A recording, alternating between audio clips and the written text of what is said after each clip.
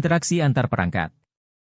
Dalam kehidupan, seseorang perlu berkomunikasi dan berinteraksi dengan orang lain, seperti kalian harus berinteraksi dengan ayah, ibu, kakak, adik, guru, teman, dan keluarga lainnya. Misalnya, kalian berkomunikasi menceritakan pengalaman di sekolah ke ibu sepulang dari sekolah, dan ibu menanggapi cerita kalian sehingga kalian menjadi makin bersemangat. Kalian dapat berinteraksi langsung melalui percakapan atau melalui kode-kode. Misalnya, sebagai tanda sayang, kalian memeluk adik kalian. Sebelum berangkat sekolah, kalian pamitan dengan mencium tangan ayah dan ibu, serta melambaikan tangan. Dua perangkat elektronik juga dapat berkomunikasi dan berinteraksi. Sarana untuk berkomunikasi pada komputer atau ponsel yang banyak dipasang saat ini adalah Bluetooth.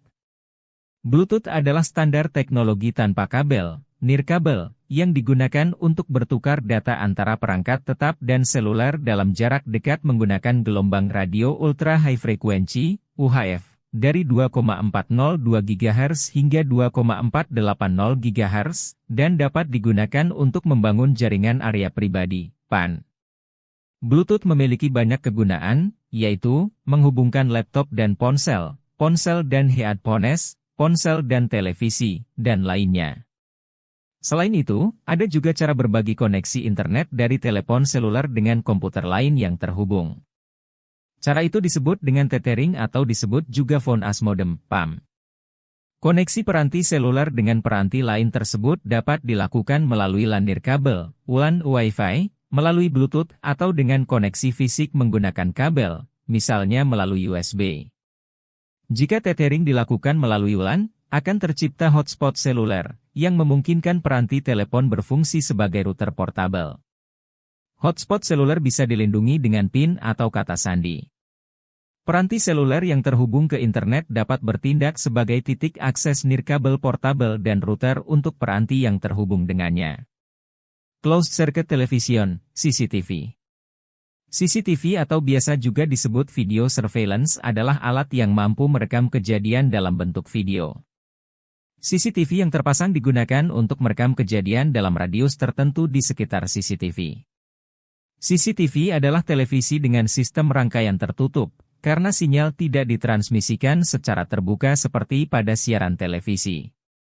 Televisi dalam CCTV adalah kamera video yang berfungsi sebagai media telekomunikasi yang mengirimkan gambar bergerak ke monitor pengawas.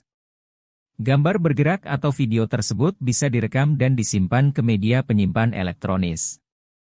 Saat ini, teknologi CCTV makin canggih dengan resolusi video yang makin baik, dan harga yang makin terjangkau membuatnya banyak digunakan di rumah dan di kantor. CCTV ini dapat dihidupmatikan dan dikendalikan dari jarak jauh menggunakan internet. Di beberapa kota besar, jalan juga telah dilengkapi dengan CCTV sehingga jika terjadi pelanggaran lalu lintas atau tindakan kriminal yang melibatkan kendaraan bermotor, rekaman CCTV dapat dipelajari dan polisi dapat mendeteksi kendaraan yang melanggar. Rekaman CCTV digunakan untuk mengidentifikasi bentuk, jenis, dan plat nomor kendaraan, serta lokasi kejadian.